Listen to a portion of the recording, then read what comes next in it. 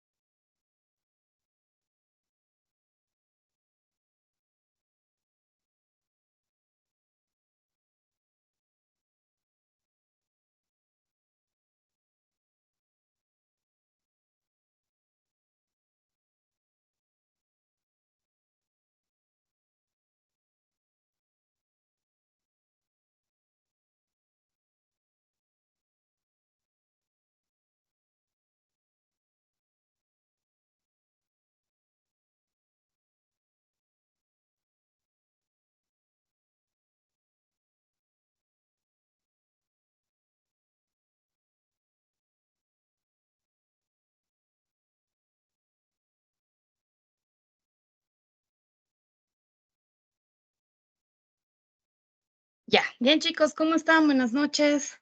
Vamos a empezar, por favor. Ya, bien, perfecto. Entonces empezamos. Denme un ratito, voy a compartir mi pantalla. Ya, bien. Entonces, hoy, ¿dónde estoy? Un ratito, un ratito. Ya. Bien, solo confírmenme, por favor, si se está viendo lo que les estoy mostrando.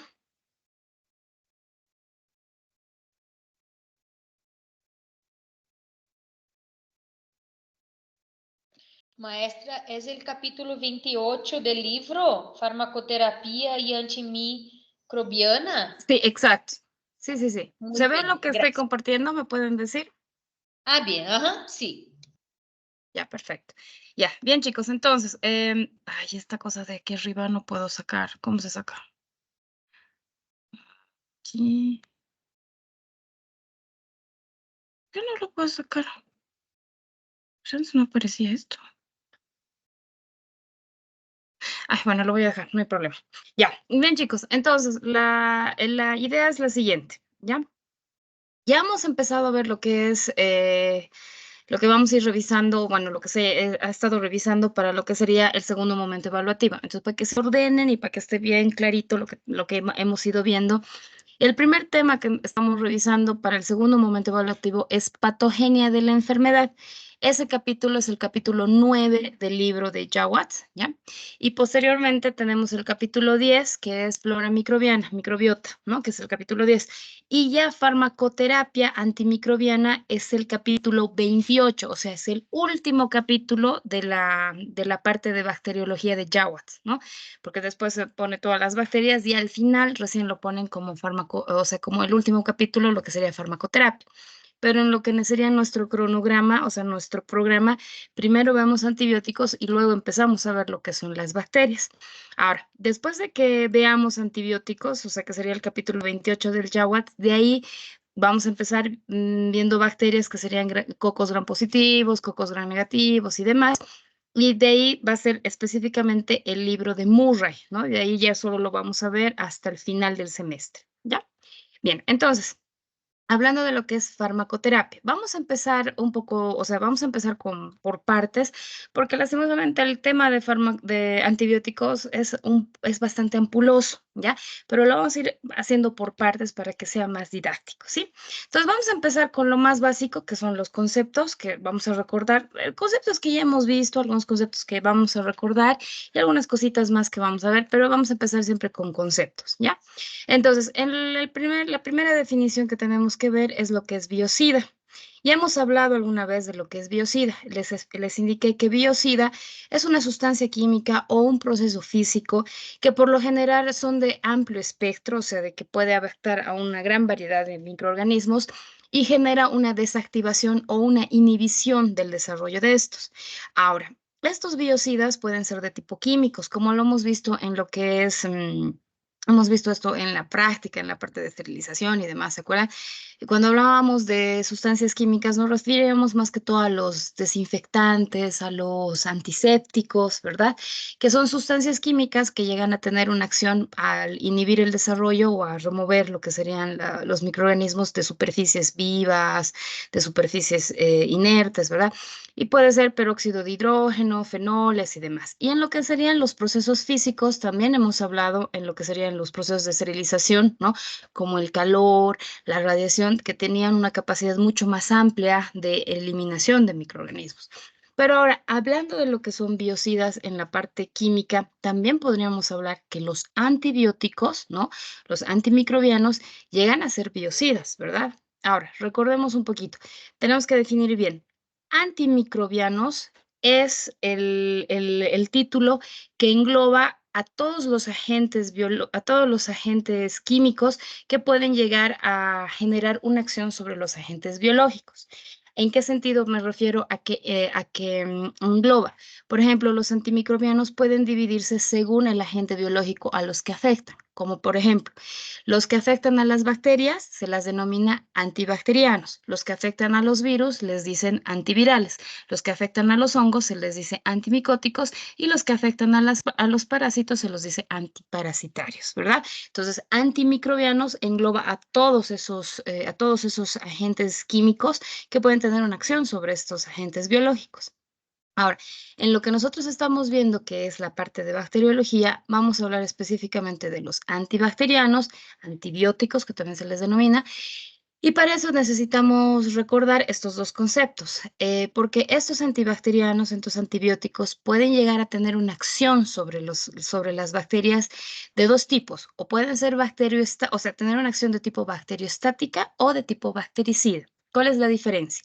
Hemos dicho, en lo que es bactericida se refiere a que es una propiedad, o sea, es una capacidad que tienen estas sustancias de poder generar un daño, o sea, pueden generar un daño estructural en las bacterias que pueden provocar su destrucción.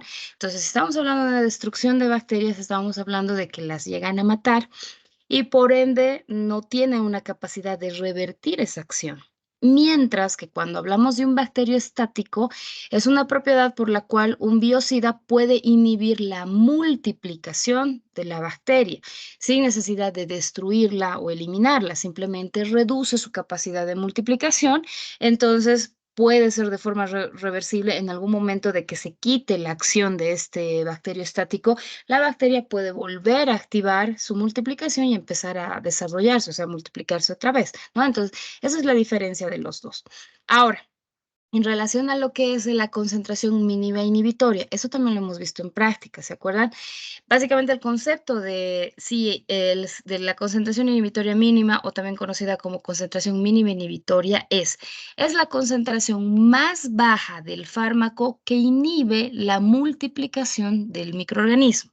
O sea, en este caso se refiere a la concentración más bajita donde ya puede tener una acción, ya sea bactericida o bacteriostático, porque como se acuerdan, yo les especifiqué en la práctica, les dije, estas actividades, esta de bactericida o bacteriostático en un antibiótico, está más relacionado con la concentración.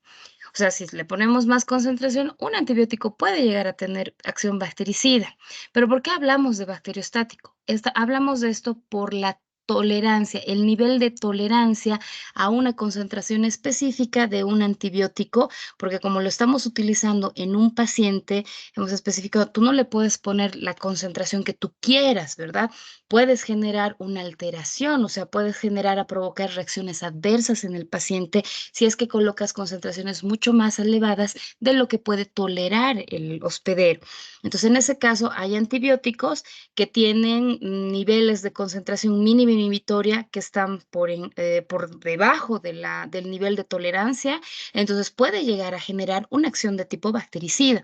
Pero hay otros antibióticos donde lo más mínimo que puede llegar y llegar a, digamos, al nivel de tolerancia es simplemente logrando una acción de tipo bacteriostático. Entonces, estas dos van a depender más que todo de la concentración y eso también está relacionado con la capacidad de tolerancia en el hospedero, ¿ya? Ahora, en lo que es sinergia antibiótica. Cuando se habla de sinergia antibiótica, se refiere a la combinación a la combinación de 2 o más antibióticos en un tratamiento. Esto tiene objetivos, por ejemplo, asegurar, digamos, que se genere una eliminación. Esto generalmente se realiza cuando hay procesos infecciosos muy severos, muy peligrosos en el paciente que podrían generarle un riesgo. Estoy hablando de una bacteremia, de una septicemia, ¿verdad? Donde los procesos infecciosos lleguen a ser tan severos que hasta podrían generarle una alteración importante al paciente y hasta provocarle lo que es la muerte. Entonces, en ese caso, es mejor generar una combinación de antibióticos para asegurar la actividad bactericida y de esa manera asegurar una mejor eficacia del tratamiento, ¿ya? Pero eso es básicamente cuando se den ciertas situaciones, ¿no? La combinación de antibióticos tampoco es muy buena cuando no es justificada, ¿sí? Bien, ahora, en lo que se refiere a espectro antibacteriano, lo que les comentaba o los que les he pedido en lo que son los trabajos de práctica, ¿verdad? Les he dicho, le tienen que indicar el espectro de acción de los antibióticos. Se refiere al alcance que estos pueden tener. Hay antibióticos que pueden ser conocidos como de amplio espectro. Cuando se habla de amplio espectro, se refiere a que tienen capacidad de actuar en una variedad más grande de microorganismos, como por ejemplo pueden actuar tanto en gram positivas como en gram negativas, ¿me entiendes? O sea, tienen más capacidad de acción, ¿no? O sea, puede actuar en más diferentes tipos de bacterias, a eso se refiere, ¿ya? Mientras que las que son de espectro reducido solo llegan a ser activas contra determinado microorganismo. Ahora, lo que quiero que entiendan en esta parte es que no quiere decir que los de amplio espectro sean mejores que los de espectro reducido. No, no, no, no. No se refiere que uno es mejor que el otro, no. Simplemente es la capacidad de acción en relación a la cantidad de variedad de microorganismos a los cuales pueden afectar. Por ejemplo, como vamos a ver más adelante, hay antibióticos que pueden actuar tanto en gram positivos o gram negativos, mientras que los de espectro reducido están más, o sea, están más determinados a la inactivación de determinados tipos de microorganismos, ¿ya? Entonces, esa es la diferencia principal, ¿ya? Bien, ahora, ¿qué es una de las partes que primero vamos a mencionar? Y es básicamente también lo que lo que vamos a ir viendo en la práctica, son 3 cosas importantes. Primero, el mecanismo de acción, o sea, cómo funciona el antibiótico en la bacteria. Segundo, la clasificación de estos de estos antibióticos y el espectro, o sea, dónde llegan a actuar. Ya esas son las 3 cosas que vamos a ver primero. Luego vamos a ver otras cosas más, ¿ya? Entonces, cuando vemos lo que es mecanismo de acción de los antimicrobianos en el empleo, en los empleos en la clínica, ¿ya? Se refiere, por ejemplo, si nosotros analizamos un poco lo que se conoce como toxicidad selectiva, ¿a qué se refiere? Se refiere a que el fármaco es nocivo más de forma más exclusiva hacia el microorganismo patógeno sin dañar el hospedero. En el caso de los antibacterianos, esto llega a tener bastante significación, diferente que es cuando veamos antivirales o otro tipo de antimicrobianos, que es un poco más diferente, ¿ya? Esto sí se puede dar en lo que son los antibacterianos. ¿Por qué? Porque recordemos que, por ejemplo, las bacterias son células de tipo procariotas, mientras que nosotros somos células de tipo eucariotas. Cuando hemos visto el capítulo de estructura, hemos hablado con mucha especificidad cómo son de diferentes estas 2 células, o sea, procariotas y eucariotas. Hemos dicho, por ejemplo, las procariotas tienen pared celular, nosotros no tenemos pared celular. Las procariotas en su membrana citoplasmática, a pesar de que nosotros también tenemos membrana citoplasmática, en ella se generan ciertas funciones que en nuestra membrana no se realizan. Un ejemplo importante, la fosforilación oxidativa, ¿se acuerdan? En las eucariotas se realiza en la membrana de las procariotas, mientras que en las en la membrana de las mitocondrias, ¿ya? Mientras que en las procariotas se realiza a nivel de la membrana citoplasmática, ¿no? Ahora, también en los ribosomas, también les especifiqué, ¿se acuerdan que los ribosomas llegan a tener, son estructuralmente diferentes? O sea, su tamaño, su estructura puede variar en relación a lo que serían los ribosomas de las eucariotas. Y así varias cosas. Entonces, Los antibacterianos pueden llegar a tener blancos mucho más específicos, donde llegan a generar una acción, ¿no? Lo que es el mecanismo de acción, de forma que solo lleguen a afectar al microorganismo y no llegue a afectar al hospedero, ¿ya? Ahora, eso también, si nosotros analizamos esto de la antimicrobiano ideal, sería que no llegue a generar ningún tipo de toxicidad, ¿no? En el hospedero, pero esto es relativo porque lastimosamente estamos hablando de sustancias químicas. Y a pesar de que ya estamos hablando de que tienen más selectividad contra las bacterias, el utilizar, digamos, este tipo de antibióticos, este tipo de sustancias químicas en un hospedero y puede llegar a también a generar ciertas reacciones adversas. Les voy a dar un ejemplo.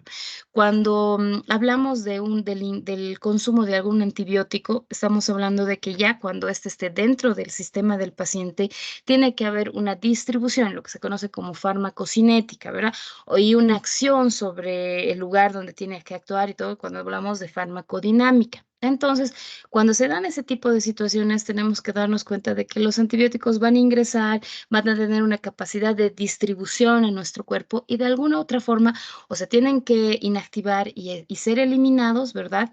Entonces, si digamos, vamos a dar un ejemplo, entre dos personas, una persona que tenga una alteración de tipo insuficiencia renal en comparación a una persona que no tiene problemas de insuficiencia renal, y en relación a la administración de penicilina, digamos un ejemplo, que la penicilina se sabe que se elimina una gran parte, el 90% de la eliminación de la penicilina es por vía renal. ¿Va a haber algún tipo de diferencia si yo voy a tratar a una persona con insuficiencia renal y a una persona sin insuficiencia renal con relación a la penicilina? Va a haber, pues porque una persona que tiene insuficiencia renal no va a poder eliminar de forma adecuada la penicilina y en él se podrían generar reacciones adversas, ¿no? Mucho más amplias que en una persona que no tiene insuficiencia renal. Entonces, todas esas cositas hay que tomar en cuenta al momento de hablar de una toxicidad selectiva. En el caso de lo que es el antibiótico, como vamos a ver, lo ideal es que en concentraciones tolerantes, ¿no? En el hospedero podrían generar un daño al microorganismo, pero sin generar, digamos, una alteración al hospedero. Esa sería la idea de selectividad, de toxicidad selectiva más ideal.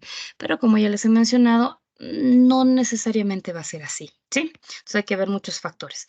Pero en relación a lo que serían los mecanismos de acción, como ya hemos mencionado anteriormente, hay diferentes blancos en lo que es las bacterias. ¿Por qué? Porque como vuelvo a repetir, las bacterias son procariotas, nosotros somos eucariotas.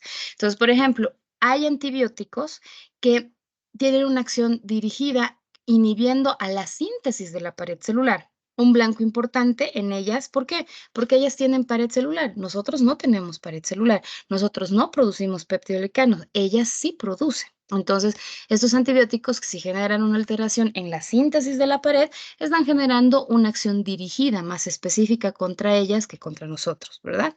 Ahora, en el caso de la inhibición de las funciones de la membrana, lo que les decía anteriormente, la membrana, a pesar de que nosotros también tenemos membrana, no tenemos las funciones, o sea, ellas presentan funciones específicas que se dan a nivel de la membrana citoplasmática.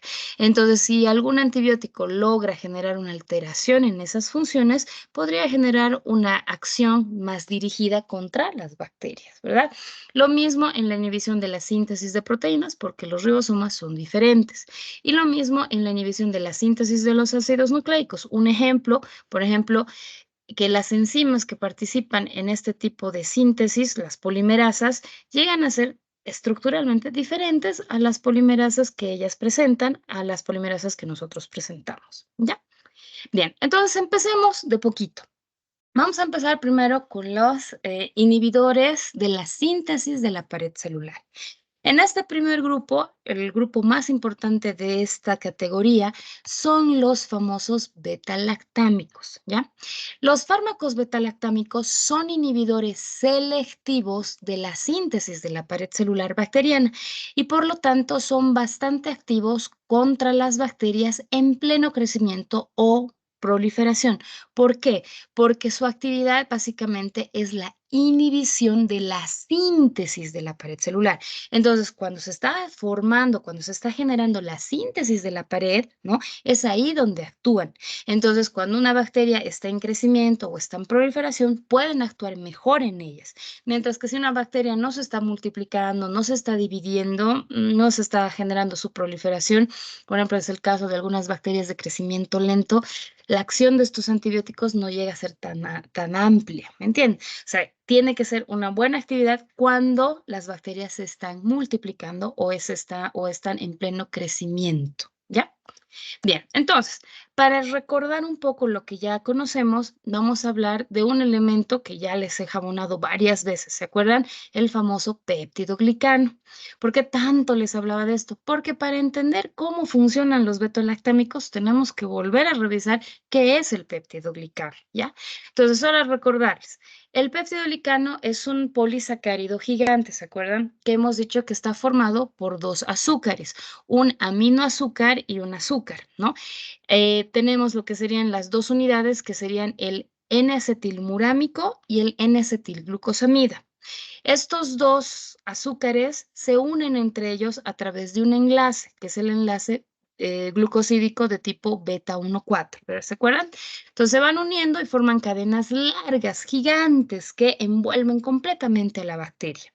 Ahora, estas cadenas entre sí también tienen que estar unidas, porque yo les mencionaba, ¿se acuerdan? Si no están unidas, no generan como esa malla, como esa pared que se requiere para tener una mejor estructura de esta estructura, ¿verdad? O sea, una mejor, ¿cómo se puede? Rigidez de la estructura. Si no están unidas, tienden a moverse y va a generar, digamos, desequilibrio y puede generar alteración de la estructura.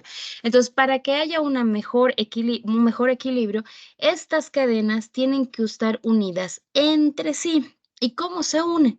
A través de las cadenitas de aminoácidos que están unidas al N-acetilmurámico. Por eso este viene a ser un aminoazúcar, ¿no?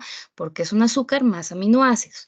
Entonces, N-acetilmurámico tiene una cadenita de 4 aminoácidos que a su vez se va a unir a través de un enlace a la otra cadenita del N-acetilmurámico de la cadena de abajo, ¿verdad?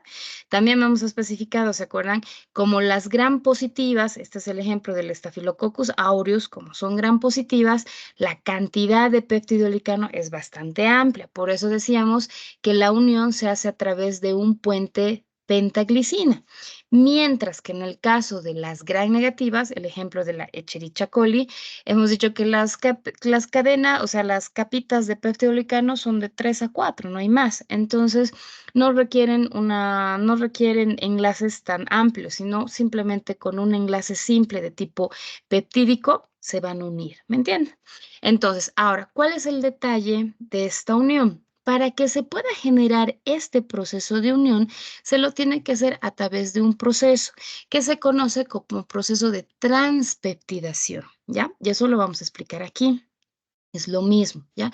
Por ejemplo, aquí les pongo en contexto. Esta cadenita que ustedes ven aquí, medio celeste, verde, celeste, verde, celeste, verde, representan, como dice aquí, bueno, no se nota mucho, pero aquí ustedes se van a dar cuenta.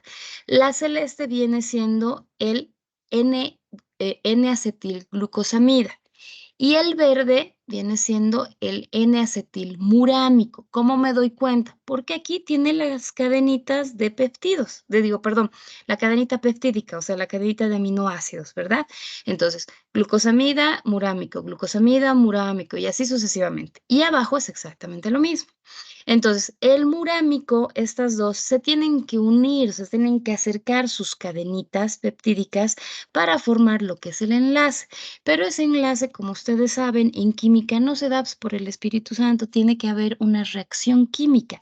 Para que se genere esa reacción química, tiene que intervenir una enzima que está representada por esta estructura gris.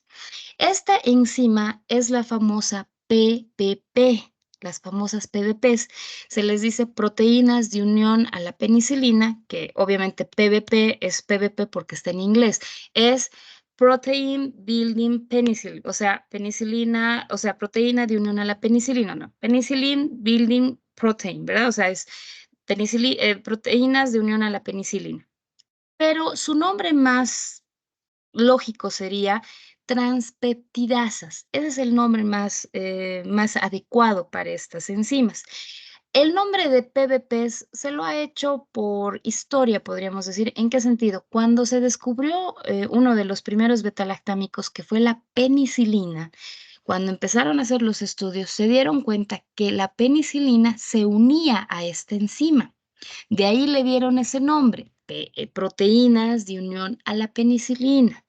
Pero obviamente estas proteínas, que son enzimas, tienen una función específica en la síntesis de la pared celular, que es la transpeptidación. Por eso su nombre más lógico sería transpeptidasas, ¿entienden? Pero se le sigue diciendo PBPs, ¿ya? Por la historia que tiene y porque así fueron el primer nombre que se le dio, ¿ya? Pero bien, entonces estas PBPs o estas enzimas de tipo transpeptidasas lo que hacen es unir las dos cadenitas, como se ve aquí, y hacen que el aminoácido en la posición 5 se libere para poder formar el enlace, que como ustedes pueden ver, aquí lo voy a ampliar un poquito, es de la posición 4 con la posición 3, para al final tener este enlace. ¿Notan aquí?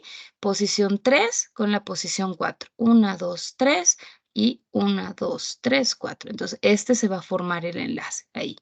Entonces, estas enzimas de tipo transpeptidasas, también conocidas como PBPs, son las encargadas del proceso de transpeptidación. Ahora, ¿por qué hemos visto esto? Porque el mecanismo de acción específicamente de los beta-lactámicos es unirse. Bueno, esta es una imagen también que lo tienen ustedes en el libro, ¿no? Que básicamente explica lo mismo ahí. Transpeptidación en Escherichia coli, transpeptidación en Staphylococcus aureus. Aureus gram positivas, Escherichia coli gram negativa, ¿no? Lo único que está mencionando es lo mismo que ya hemos hablado.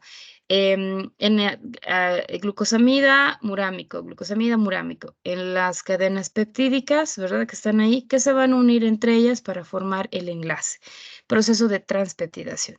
En este punto, ¿quiénes actúan inhibiendo ese proceso? Los betalactámicos. Uno de ellos son las penicilinas. Todos los betalactámicos hacen lo mismo. Los betalactámicos son 4 grupos que los vamos a ir viendo uno por uno. El primero son las penicilinas, el segundo son los cefalosporinas, el tercero son los monobactámicos y también tenemos los carbapenémicos. Los 4 llegan a ser betalactámicos. Ahorita me van a entender por qué se les da ese nombre, ¿ya? Pero la idea es que estos betalactámicos se unen a estas proteínas e inhiben su acción.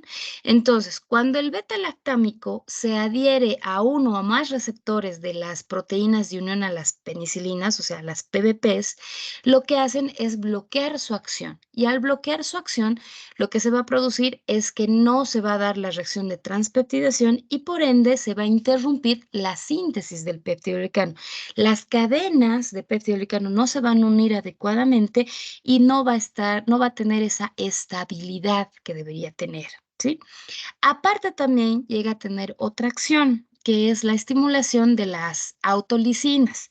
¿Se acuerdan que ya hemos hablado de lo que son las autolisinas? Hemos dicho que las autolisinas son enzimas que son producidas por la bacteria y estas llegan a ser utilizadas, digamos, cuando la bacteria se está multiplicando, o sea, cuando se está dividiendo, ¿verdad? Para romper la pared y empezar a aumentar, ¿verdad? Y a generar una elongación y al final una división. Como también actúan cuando la bacteria se tiene que autodestruir, ¿verdad? Pero ¿cuál es el detalle? Al estar activas, porque todo el tiempo se activan estas, porque la bacteria está en multiplicación continua, ¿verdad? Entonces, ¿cuál es el detalle? Se va a generar como un desequilibrio. ¿Por qué? Porque generalmente las autolisinas empiezan a actuar y también, por otro lado, de forma normal, se está generando la síntesis del peptidoglicano. Entonces, por una parte se genera la síntesis y por otra parte se genera la destrucción o sea, la ruptura del peptidoglicano a través de lo que son las enzimas de tipo autolisinas. Pero se genera un equilibrio. Pero cuando haya acción de los beta-lactámicos, se va a generar un desequilibrio, porque no va a haber síntesis de peptidoglicano, pero sí va a seguir destruyéndose a través de las autolisinas. Entonces, eso va a generar un desequilibrio y se va a seguir destruyendo, pero no se va a sintetizar penicilina. No se va a sintetizar el peptidoglicano. Por eso, la pared va a empezar a generar una alteración en su formación y al final la pared va a estar destruida, ¿no? Por eso, la acción de los beta-lactámicos puede llegar a ser de tipo bactericida, porque la bacteria, como la pared está tan mal formada, o sea, básicamente está destruida completamente la pared, cualquier cambio de presión osmótica va a hacer que se destruya la bacteria y se muera. Por eso los beta-lactámicos tienen la capacidad de generar una acción de tipo bactericida por esta doble partida, porque hay acción de las autolisinas, pero como no hay síntesis del peptidoglicano, se está generando un desequilibrio al momento de formarse la pared.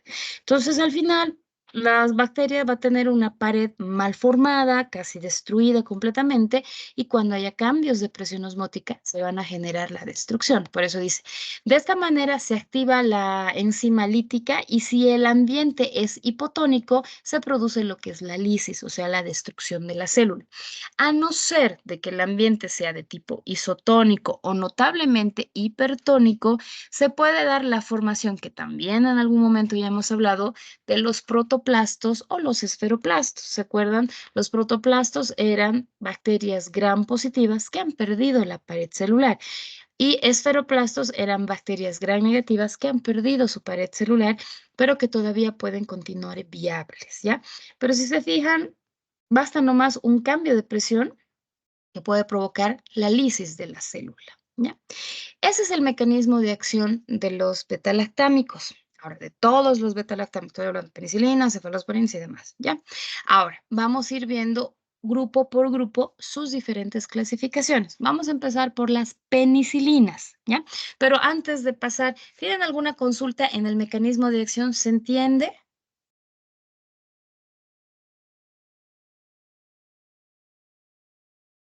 Ay, chicos, no me responden. Ninguno. Sí, doctora, se entiende. Sí, se entiende, doc. Sí, doctora. Gracias, gracias, Sí, gracias. entiendo. Sí. Que pareciera que estuviera hablando solita. Ya, chiquitos, No, perfecto. no Bien. está, no está. ¿Sí se entendió? ¿Quién es? Ya, perfecto. Bien, chicos, entonces vamos a pasar a lo que sería la clasificación, o sea, los diferentes grupos de beta-lactámicos. Les he especificado, son 4 grupos: penicilinas, cefalosporinas, monobactámicos y carbapenémicos. Vamos a empezar por las penicilinas. Siempre empezamos por estas porque estas han sido las primeras en ser descubiertas, las primeras en ser utilizadas. Esto, por ejemplo, lo debemos mucho a Fleming. A pesar de que ya la penicilina se usaba anteriormente, Fleming lo que logró hacer es que al descubrirla, la registró y aparte empezó a ver la capacidad de poder utilizarla en masa, ¿no? Por eso también logró conseguir un premio Nobel por esa capacidad de poder sintetizarla, o sea, de poder extraer la penicilina y poderla utilizar en masa. ¿Por qué es esto? Porque les comento, la penicilina es de origen natural. ¿A qué se refiere? No es que alguien la ha fabricado y la ha empezado a utilizar. No, la penicilina se ha descubierto, ¿ya? Es un producto que es producida por unos hongos que se le conocen que son del género Penicillium, ¿no? Uno de los principales era el Penicillium nutato. Estos antibióticos son producidos por estos hongos, ¿no? Y cuando Fleming en uno de sus viajes dejó algunos medios de cultivo, ¿no? Los dejó por mucho tiempo. Realmente siempre pasa eso cuando estamos en el laboratorio, dejamos algunos medios de cultivo, pueden contaminarse con mohos del ambiente. Alguna vez han visto lo que es un moho, ¿verdad? Por ejemplo, cuando dejas fruta podrida, o sea, cuando dejas fruta por mucho tiempo se pudre y empieza a generarse como unos filamentos, ¿verdad? Eso es un moho. Entonces, estos hongos son de ese tipo, son de tipo mohos. Entonces, cuando Fleming empezó a ver, a revisar sus medios de cultivo, notó que en algunos mohos las bacterias no se hacían mucho problema y crecían normalmente, pero justo en una placa notó que las bacterias crecían generando un borde alrededor de un hongo específico, o sea, que generaban como una distancia. O sea, no generaban un crecimiento más amplio. Y eso era porque este hongo producía la penicilina y no le permitía desarrollarse en esa zona. Entonces Fleming empezó a investigar y resulta que esta sustancia que era producida por estos hongos tenía esa actividad de inhibir el crecimiento de las bacterias y por ende estas no crecían. Y entonces las empezó a investigar y por eso se dice que descubrió la penicilina y se ganó un premio Nobel porque él y sus colaboradores lograron poderla extraer en cantidades grandes para poder utilizarla como un tratamiento ya de tipo masivo, ¿no? Entonces ayudó bastante con el uso de la farmacoterapia, fue uno de los inicios del uso de la farmacoterapia y ayudó a mucha gente a tratar infecciones, ¿no? Ahora, bien, entonces, en lo que es las penicilinas, vamos a ir con la clasificación. Bueno, perdón, antes de ir con la clasificación, vamos a ver algunas características de lo que es la penicilina, pero estamos hablando de tipo estructural, ¿ya? ¿Cuándo es la parte estructural? ¿Cuál es la estructura básica de la penicilina? La penicilina está formada por esta estructura básica que se le conoce como núcleo de ácido 6-aminopenicilánico, ¿ya? ¿Qué característica tiene? Este núcleo está constituido por un anillo, bueno, está constituido por dos anillos, si ustedes se fijan aquí. Un anillo A, que es el anillo conocido como beta-lactámico. Y al lado de este otro anillo está formado otro anillo que se conoce como anillo de tiazolidina, ¿ya? Juntos los dos, con toda la estructura que ustedes ven aquí, forman este núcleo que se denomina ácido 6-aminopenicilánico, ¿ya? Ahora, ¿cuál es el detalle? En lo que son los beta-lactámicos, por eso les denominan beta-lactámicos, es porque este anillo beta-lactámico que ustedes ven aquí, este que está formado por estos 4 átomos, es el principal, es la principal estructura que tiene la actividad antibacteriana. Básicamente, tiene la estructura, o sea, esta estructura tiene la capacidad de poder unirse y fijarse a las PDPs, o sea, a las enzimas transpeptidasas, y poder bloquear su acción. ¿Ya? Ahora, la estructura, o sea, la integridad de su estructura es lo que permite generar la actividad antimicrobiana. ¿A qué se refiere? Si este anillo se rompe o está destruido, la actividad antibacteriana se pierde. Por eso, por ejemplo, algunas bacterias han logrado producir unas enzimas que se las conoce como beta-lactamasas. Tamasa es una enzima. Esta enzima lo que hace es, algunas logran romper lo que es el anillo beta-lactámico, o sea, lo hidrolizan. Y al romperlo, obviamente van a generar que haya una pérdida de la actividad antibacteriana, ¿ya? Entonces se puede producir. Y, por ejemplo, en el caso de las penicilinas, hay unas beta-lactamasas conocidas como penicilinasas que pueden romper el anillo beta-lactámico y de esta manera romper, o sea, evitar que tenga esa actividad antibacteriana, ¿ya? Bien, ¿qué más podemos hablar? En relación a lo que es la estructura, ¿ya? Si ustedes se fijan, aquí tenemos lo que es la estructura, el anillo amino 6 aminopenicilánico, ¿verdad? Entonces, ¿cuál es la idea? Esta estructura presenta, como ustedes ven aquí, en esta letra R, lo que se conoce como cadena lateral. Esta cadena lateral, ustedes han debido ver cuando han visto química orgánica. Se refiere a que esta puede llegar a ser modificada por otras estructuras, o sea, otros núcleos, ¿no? Otros núcleos químicos que permiten generar modificaciones. Por eso dice, los diferentes radicales fijos del ácido 6-aminopenicilámico, o sea, núcleos diferentes estructuralmente hablando, o sea, estamos hablando de la estructura química, si se generan modificaciones en estas cadenas, o sea, se han ido desarrollando los diferentes derivados de las penicilinas. O sea, no hay solo un tipo de penicilina, a eso me refiero, hay diferentes tipos de penicilina y todas tienen la misma estructura aquí, pero esta cadena lateral es la que tiene modificación. De ahí nacieron las penicilinas semisintéticas, porque como estamos hablando anteriormente, la penicilina es de tipo natural, ¿verdad? Tiene una capacidad de ser producida por el hongo y demás, y tiene actividad antimicrobiana. Pero con el tiempo y las investigaciones y los experimentos químicos, todo lo que se han hecho, han permitido generar modificaciones en esta cadena lateral para generar diferencias, ¿no? Y desarrollar lo que ahora se conocen como penicilinas semisintéticas, ¿ya? Entonces, ¿qué es lo que sucede? Vámonos a la clasificación. En el primer grupo de las penicilinas tenemos una que hasta el día de hoy se sigue utilizando, que es la penicilina natural. La penicilina natural se caracteriza porque tiene una actividad más específica contra gram positivas. Tiene lógica. ¿Por qué? Porque las gram positivas, a diferencia de las gram negativas, tienen más cantidad de peptidolicano, no tienen una membrana externa, la capacidad de ingreso de la penicilina llega a tener más facilidad, ¿verdad? Entonces, entre las gram positivas y las gram negativas, las penicilinas, por su mecanismo de acción, tienen más acción sobre las gram positivas, ¿ya? Ahora, ¿cuáles eran estas? Tenemos lo que es la benzilpenicilina, también conocida como penicilina G, y también tenemos la fenoximetilpenicilina, también conocida como penicilina B. La que es más utilizada es la penicilina G, y dependiendo de la sal que acompaña su estabilidad, o sea, para que esté estable, hay lo que es la penicilina sódica, la penicilina procáinica y la penicilina benzatínica, ¿ya? Pero esto me estoy refiriendo a penicilinas naturales.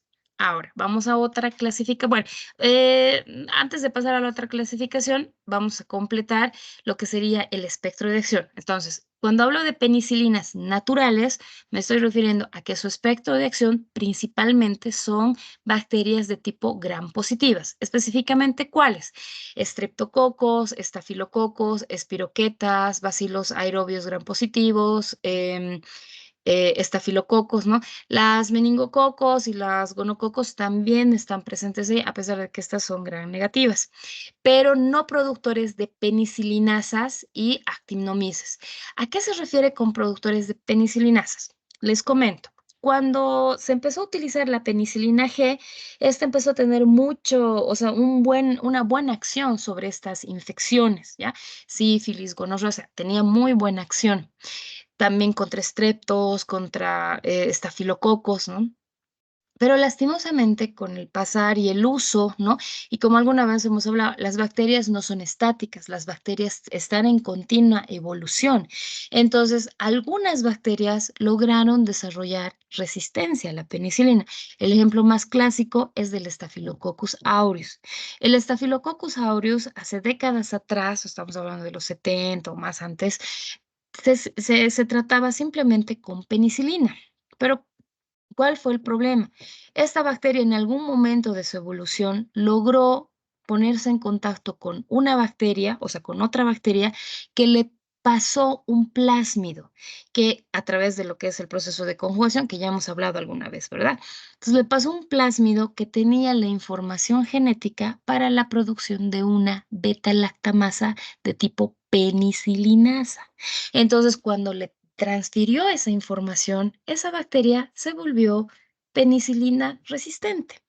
Ahora, estamos hablando de esa época antigua, entonces las cepas empezaron, todavía había mucha sensibilidad a la penicilina, pero a medida que han ido evolucionando, o sea, empezó a aumentar de un 10% a un 20%, a un 50%, y lastimosamente al día de hoy, 2024, se sabe que el 99,99% de las cepas de Staphylococcus aureus producen penicilinasa y son penicilinos resistentes por eso. Entonces, a estas bacterias no se les puede dar ya la penicilina, lastimosamente se han vuelto resistentes.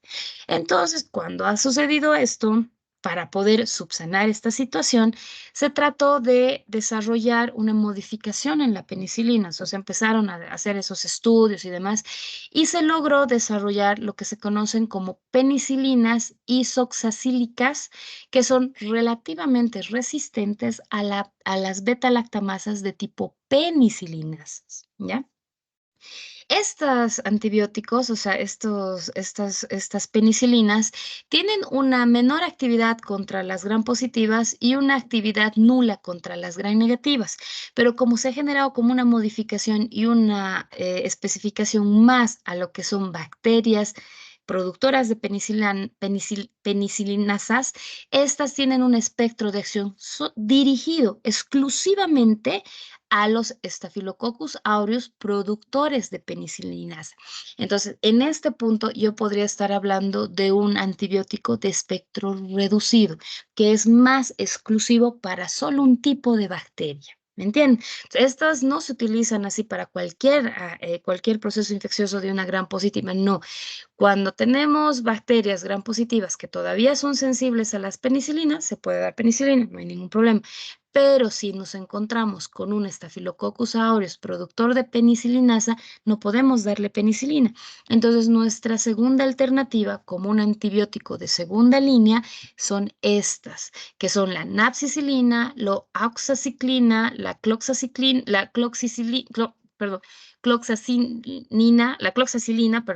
y la dicloxacilina, ¿ya? También aquí le he puesto la meticilina, pero la meticilina al día de hoy ya no se utiliza, ¿ya? Entonces ya se descontinuó, ya no se utiliza. Las que son más utilizadas son la oxaciclina y la doxiciclina, ¿no? Dependiendo si son infecciones locales o son infecciones ya más de tipo sistémicas, ¿ya? Entonces, estas son más exclusivas para ese tipo de bacterias, ¿sí?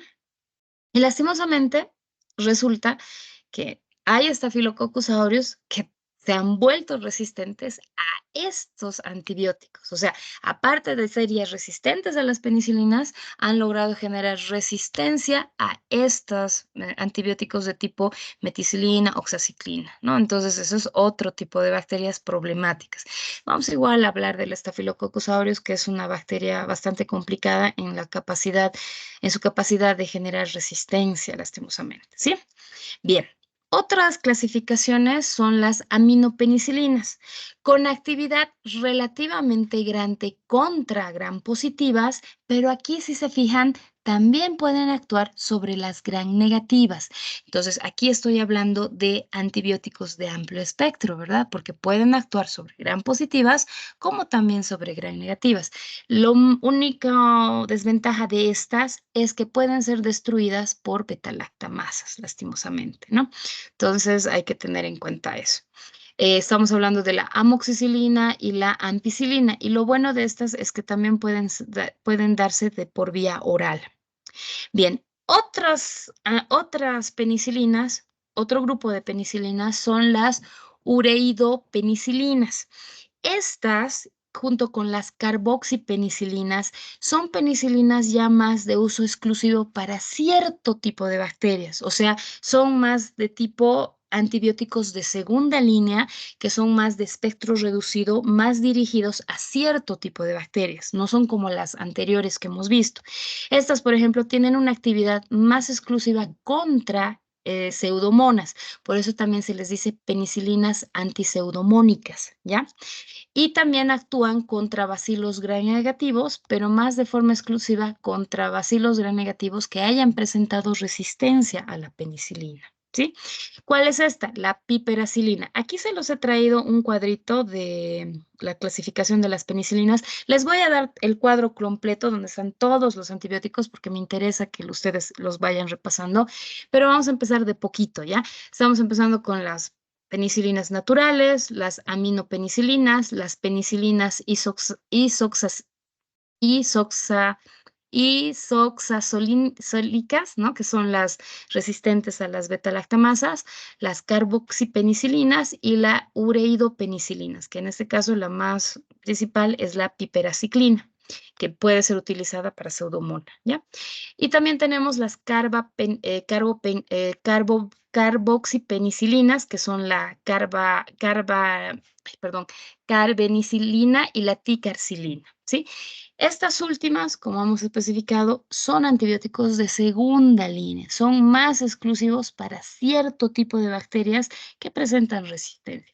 Mientras que, por ejemplo, la penicilina natural es más de tipo de primera línea, puede actuar en una gran variedad de gram positivas, ¿no? Esos son de amplio espectro, ¿ya? Bien, Hasta aquí ya habríamos visto lo que son las penicilinas. Ahora vamos a pasar a lo que son las cefalosporinas, ¿sí? Entonces, volvemos a recalcar. Penicilinas y cefalosporinas pertenecen al grupo de beta-lactámicos, que ya hemos visto cómo es su mecanismo de acción, ¿verdad?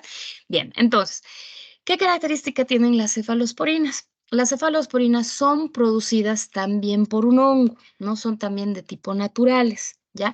Son producidas por el hongo del género Cephalosporium, de ahí viene su nombre, cefalosporina. Ahora, vamos a comparar con la penicilina para ver diferencias y para ser un poquito más didácticos. ¿Cuál es la diferencia con la penicilina? Si nosotros analizamos, en primer lugar, el núcleo químico que tiene, o sea, la estructura química de las cefalosporinas está basada en el núcleo denominado ácido 7-aminocefalosporánico, mientras que el núcleo de la penicilina era diferente, ¿verdad? Tenemos el ácido 6-aminopenicilánico, ¿ya? ¿Cuál es la diferencia principal? Los anillos, ¿ya?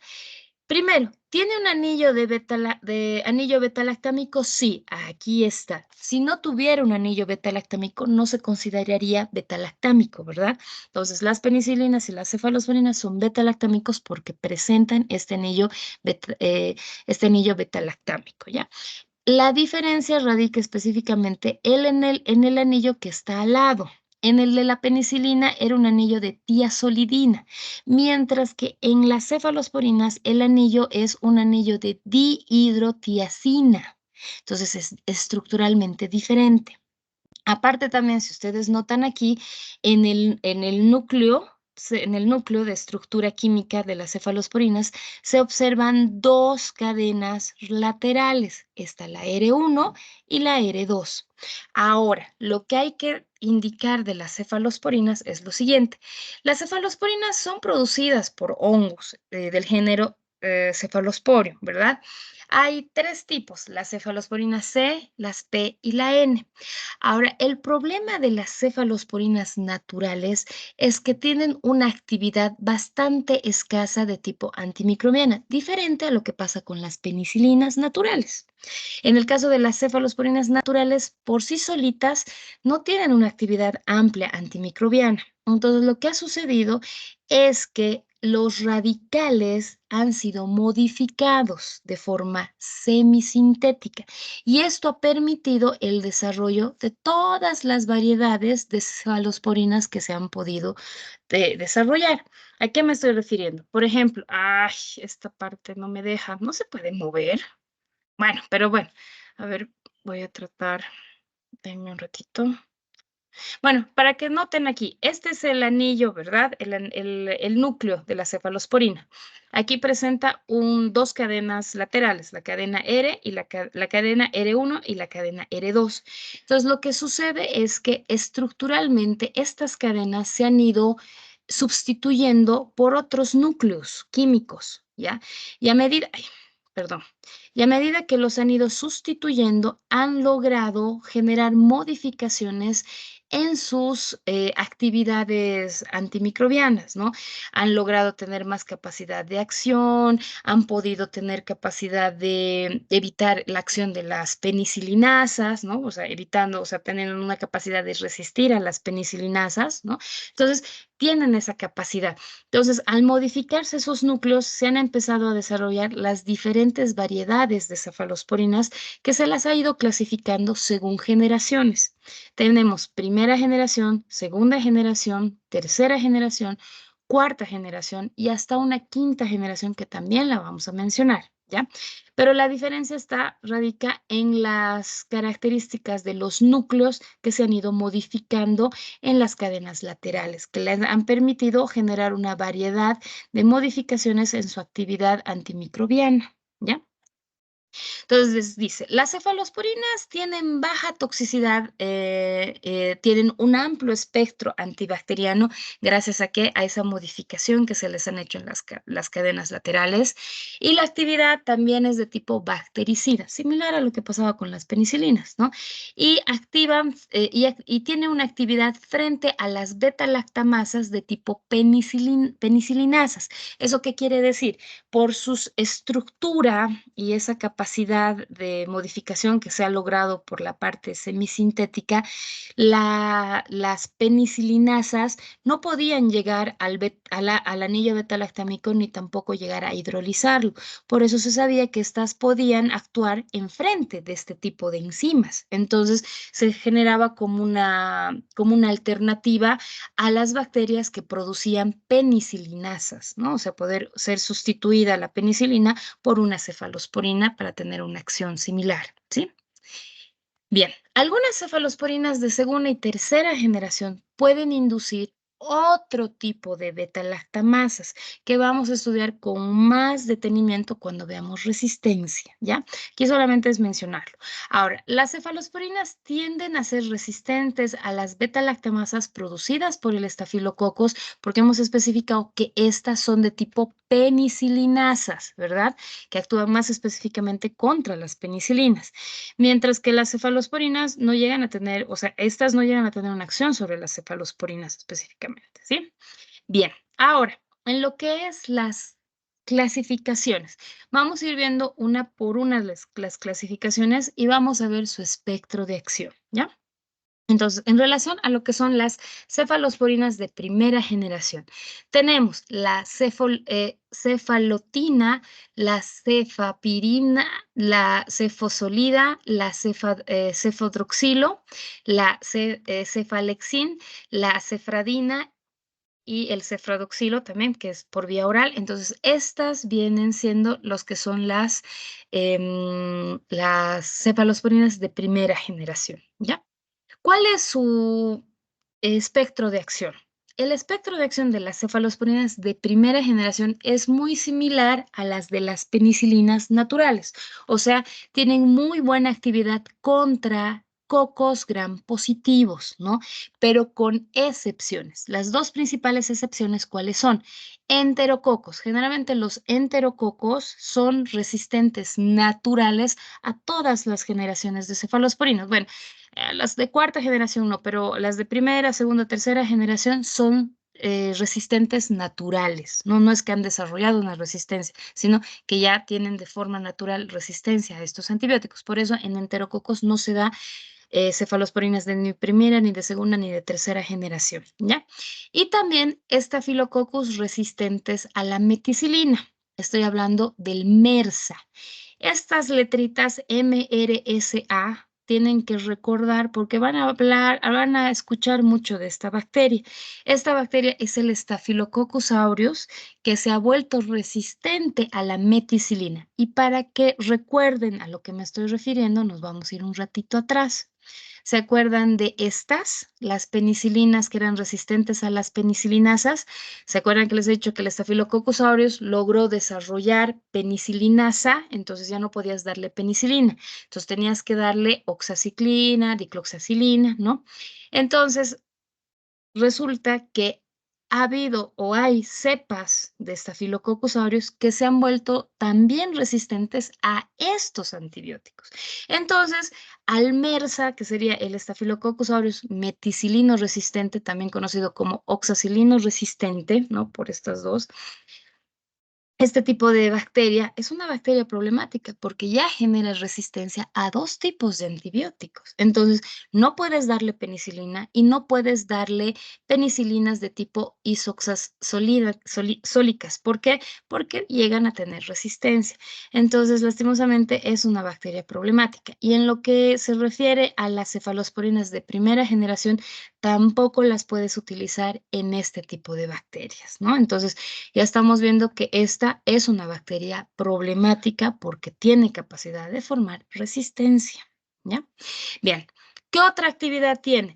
Tiene una actividad moderada, muy bajita contra gram negativas, ¿no? Entonces, básicamente su actividad principal es contra bacterias de tipo gram positivas, más que tipo, más específicamente hablando de cocos gram positivos, ¿sí?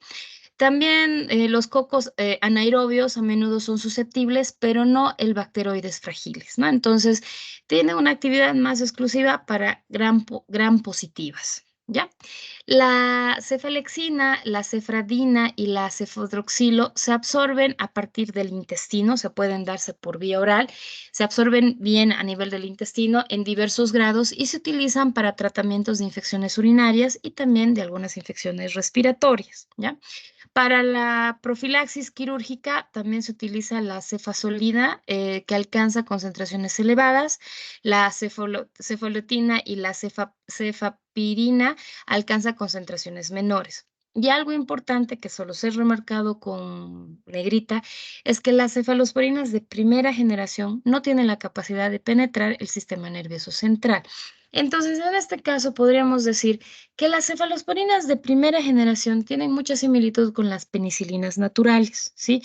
Y lo bueno es que podrían ser utilizadas como una segunda opción si es que hay bacterias que han logrado producir penicilinasas, ¿ya? A eso se refiere.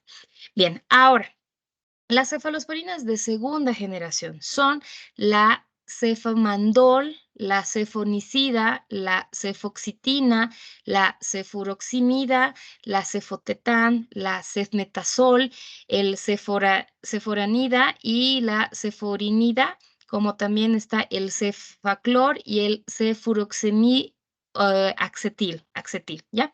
Ahora, de estas, ¿cuál es su espectro de acción? Todas actúan contra los microorganismos que ya son cubiertos por las por las de primera generación. Estoy hablando de cocos gram positivos, ¿ya?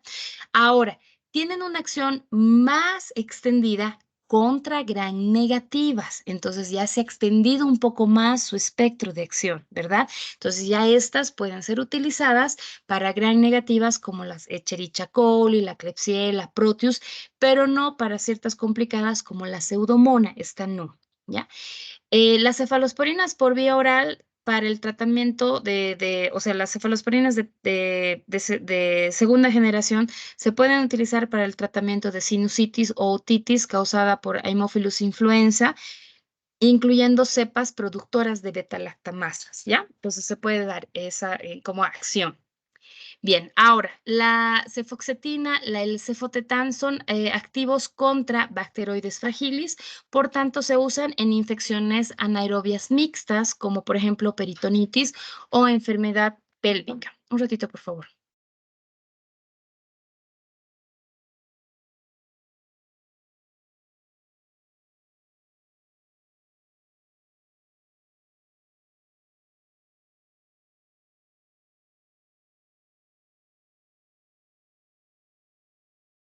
Ya, perdón, continuamos, por favor. Bien, la cefoxetina y el cefotetán son activos contra bacteroides fragilis, o sea, como les decía, por eso pueden ser utilizadas en infecciones anaerobias mixtas cuando se habla de peritonitis o inflamación pélvica, que son ya infecciones más de tipo hospitalarias, ¿ya?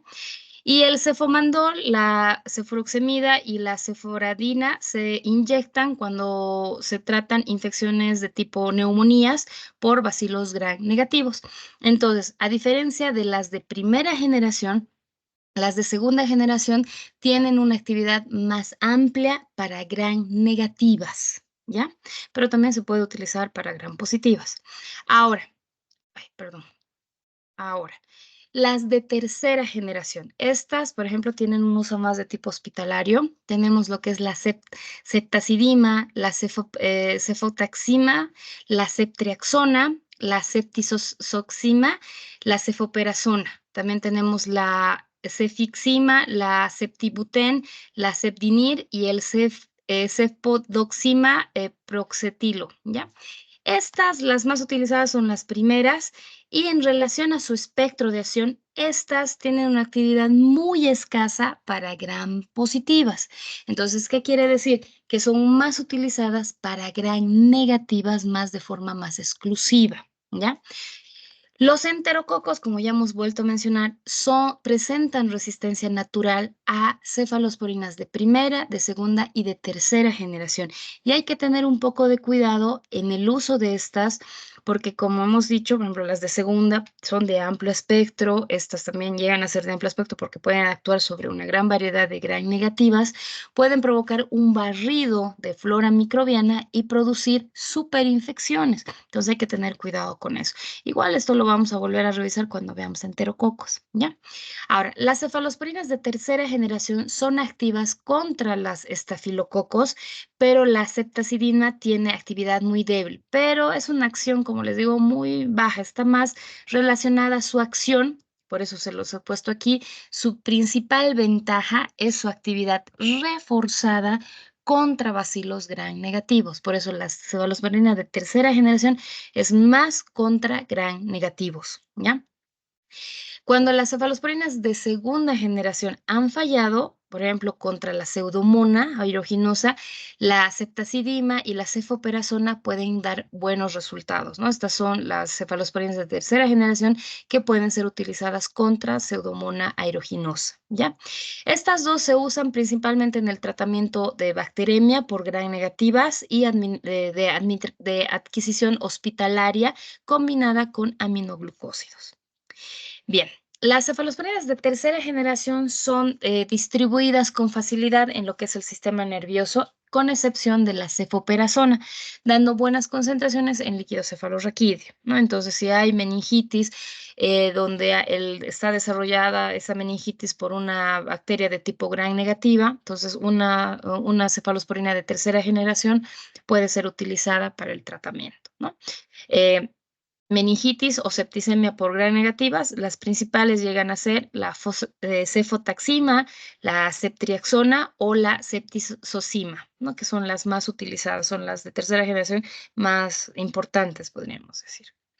Bien, ahora nos quedan las de cuarta y las de quinta generación, que como ustedes van a ver en el espectro de acción, estas cefalosporinas no son de uso amplio, son de uso más restringido, porque son más de tipo antibióticos de segunda línea. Estas no se utilizan así para cualquier tipo de infecciones, no, son más dirigidas más de forma más exclusiva a bacterias que ya estén presentando una resistencia antibacteriana, ¿sí?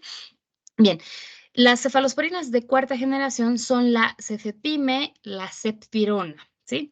Y ahora, de entre de las dos, la que se utiliza básicamente es la cefepime, que es la que se utiliza en Estados Unidos actualmente, y esta tiene una actividad ligeramente más aumentada contra Enterobacter, Citrobacter, pero aquí ojito, resistente a cefalosporinas de tercera generación.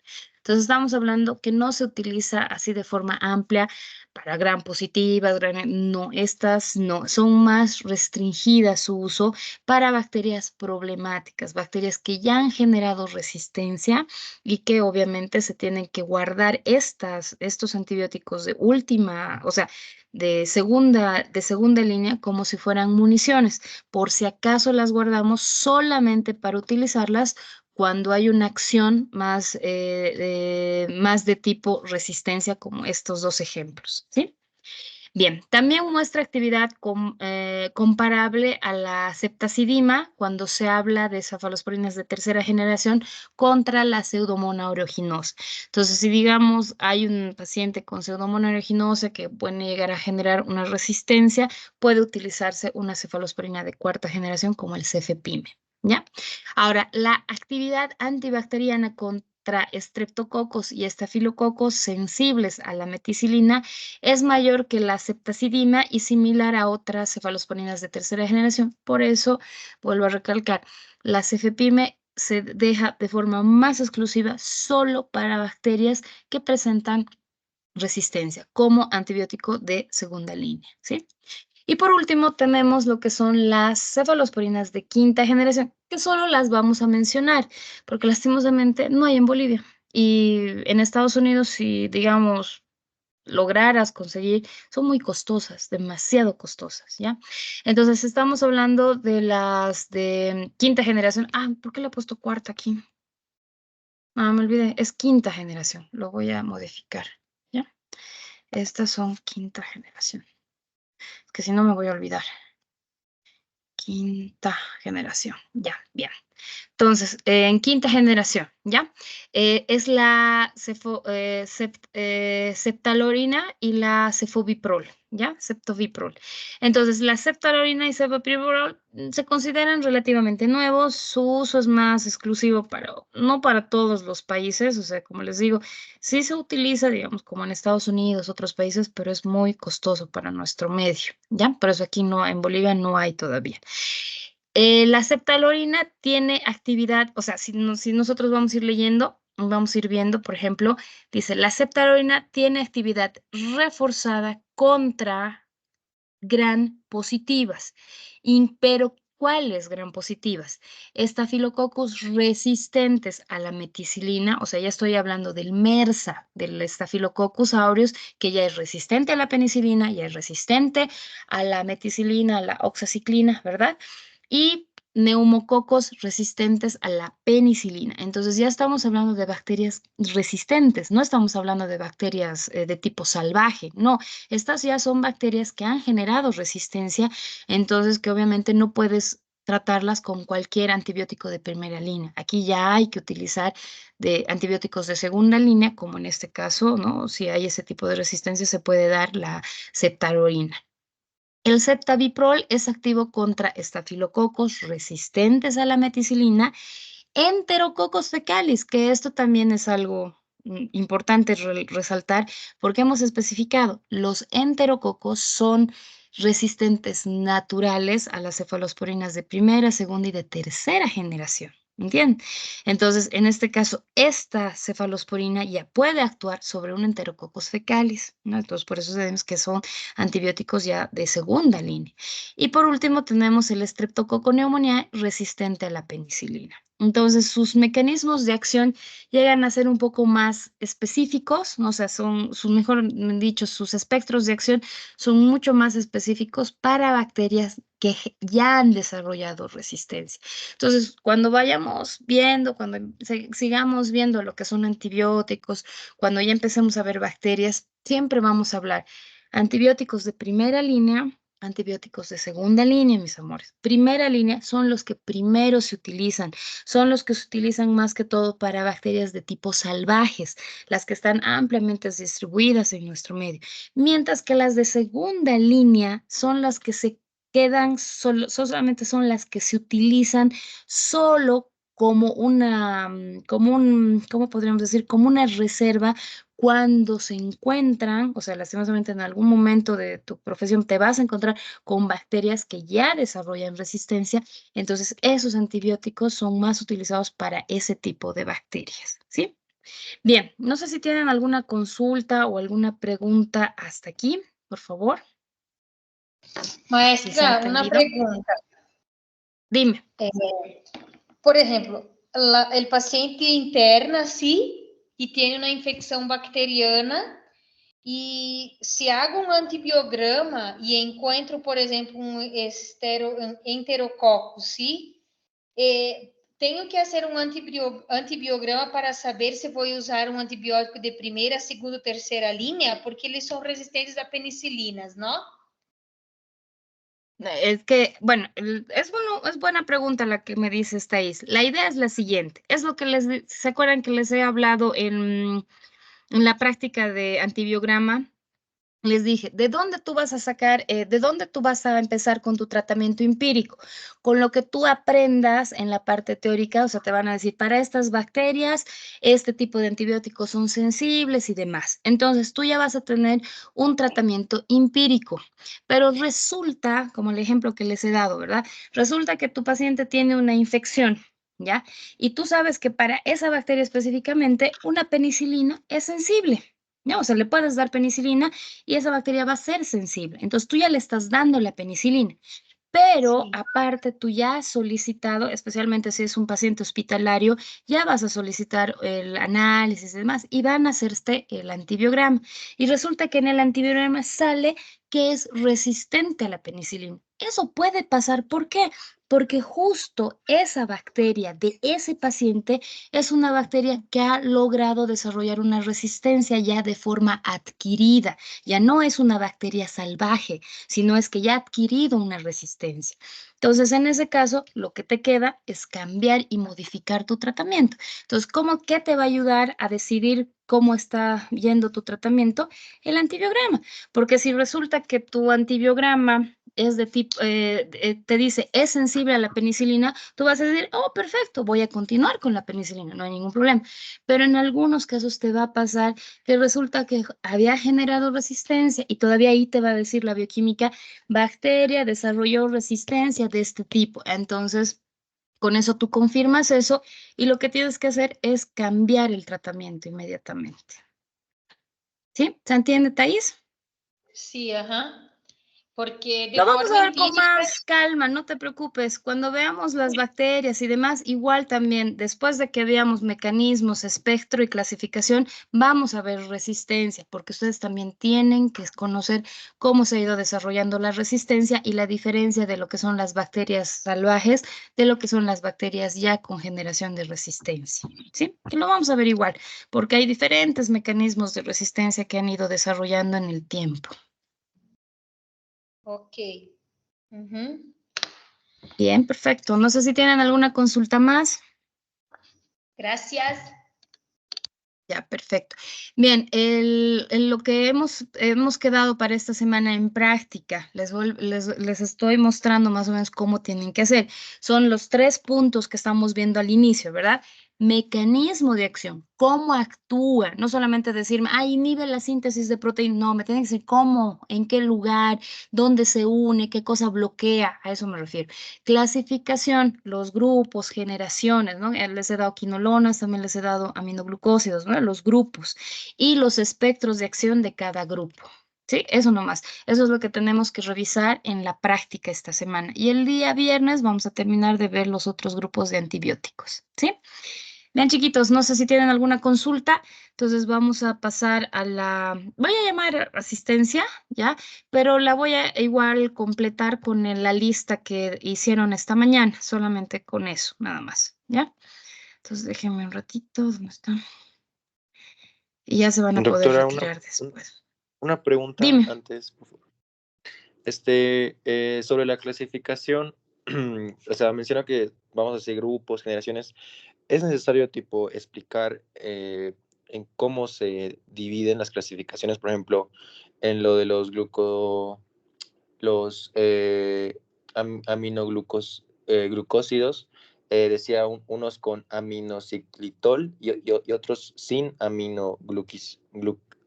sin aminoglucósido. Eso, o sea, es necesario explicar. No, no tanto así. Te me está haciendo o sea, muy al punto. No, no, no. Ahorita les voy a mostrar. Espérenme, tengo un documentito que les voy a mandar. Justamente ahora les voy a mandar. Espérenme un ratito. Doc, Quiero también acerca de mostrarles. clasificación, ¿tenemos que aprendernos de memoria los toditos? No, no, no, no. No es necesario que se aprendan de memoria. Lo van a ir diciendo, lo van a poner en la diapositiva y lo van a ir diciendo. O sea, lo van Ya, a Doc, ir gracias. mostrando. No, no es necesario que se... Obviamente con el pasar del tiempo sí vamos a necesitar que se vayan memorizando, pero también les voy a dar quiénes son los más relevantes, los que más se utilizan en el medio, así. Ya, espérenme un ratito. Ay, ¿qué ha pasado? ¿Por qué esto no quiere? A ver, espérenme un ratito. Mm,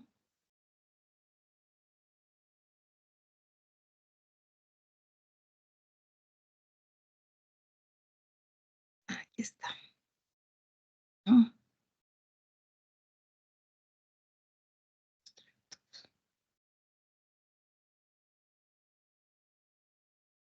un ratito, un ratito.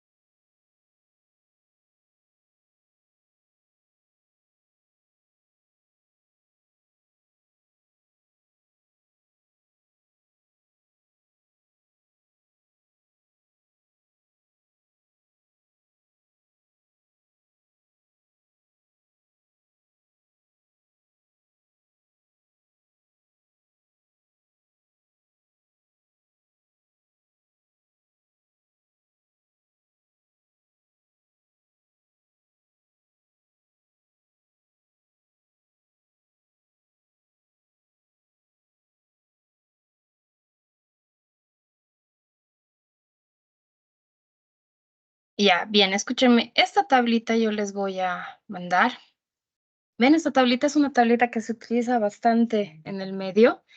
Si se fijan ahí, están todos los antibióticos que tenemos que ver. En esta primera parte se los he colocado solamente lo que son las penicilinas, ¿no? Pero aquí, por ejemplo, están las cefalosporinas.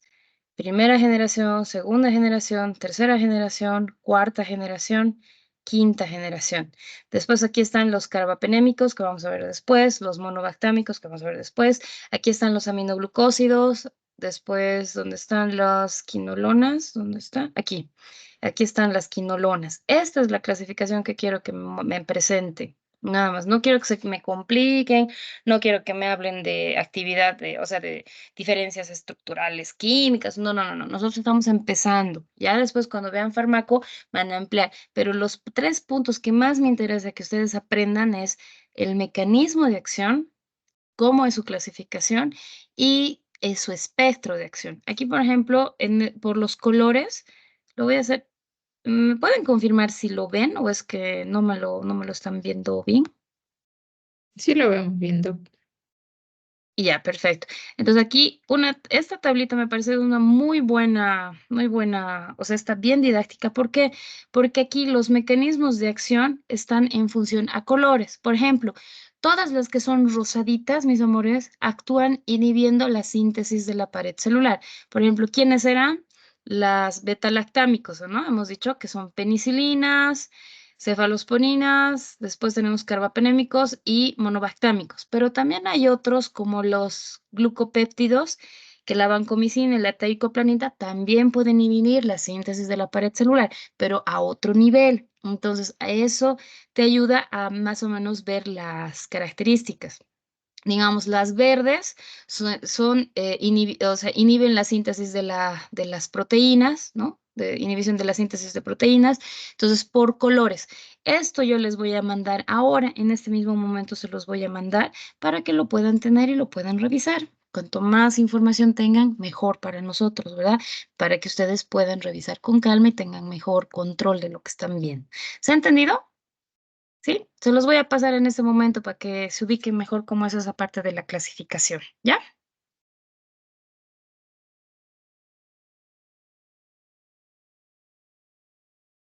Ya, entonces ahora llamo a asistencia y con eso vamos a quedar. Espérenme un poquito.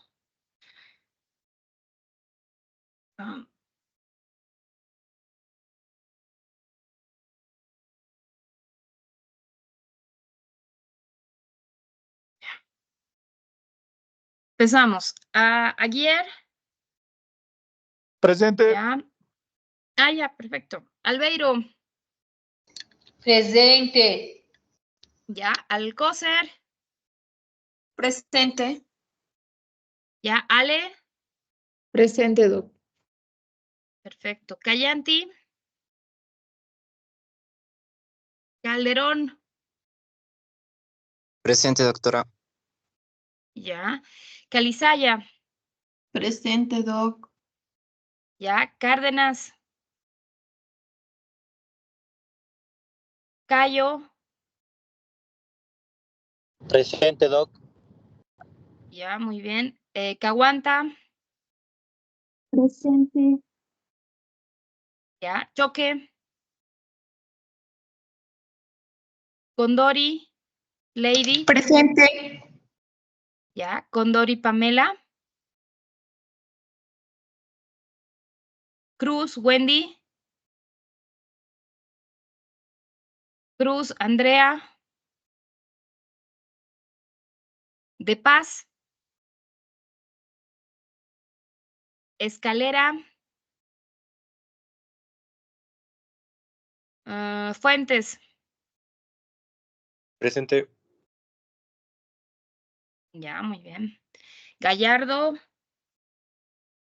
González, Ixixana, Presente, doctora. perfecto. Leandro, Mamani Cristian, Presente. ya. Mancilla, Presente. perfecto. Matmet. Mendoza. Miranda. Presente, doctora. Ya, perfecto. Morales. Ochoa. Presente, doctora. Muy bien. Palza. Presente, doctora. Ya, Paul.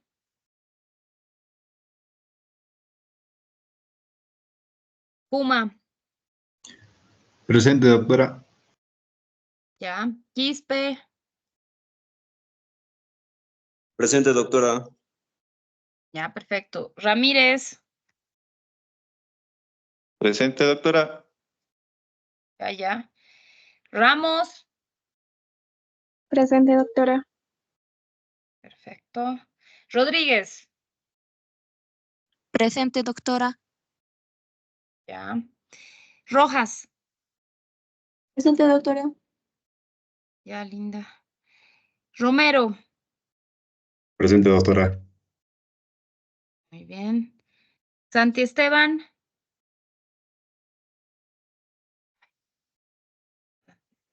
Supanta.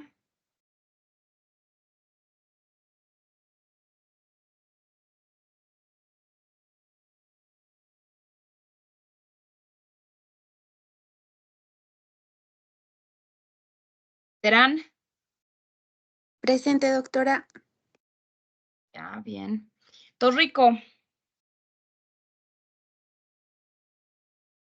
Trujillo. Presente, doctora. Ya. Vargas. Britney. Vargas, Nicole. Vilca. Ya, perfecto. Bien, chiquitos, entonces nos veríamos directamente en práctica. Ya, con todo, cualquier duda, cualquier cosa, si algo no está entendiendo, por favor me buscan o me mandan mensajito por el Teams. Voy a tratar de responder lo más antes posible, ya, para evitar cualquier problema. Pero si tienen alguna duda, me preguntan, ¿sí? Eso sería todo. Muchas gracias por su atención y no se preocupen, poquito a poco vamos a ir avanzando con los antibióticos, ¿sabes? Que no se compliquen mucho, ¿sí? Bien, chiquitos, que les vaya bien, ya se pueden retirar. Buenas noches. Gracias, Buenas doc. noches, doctor. Hasta luego, Chao, doctora. chao, nos Buenas vemos. noches. Hasta luego, doctora. Buenas noches. Buenas noches. Buenas noches, que les vaya bien. Chao, chao, nos vemos.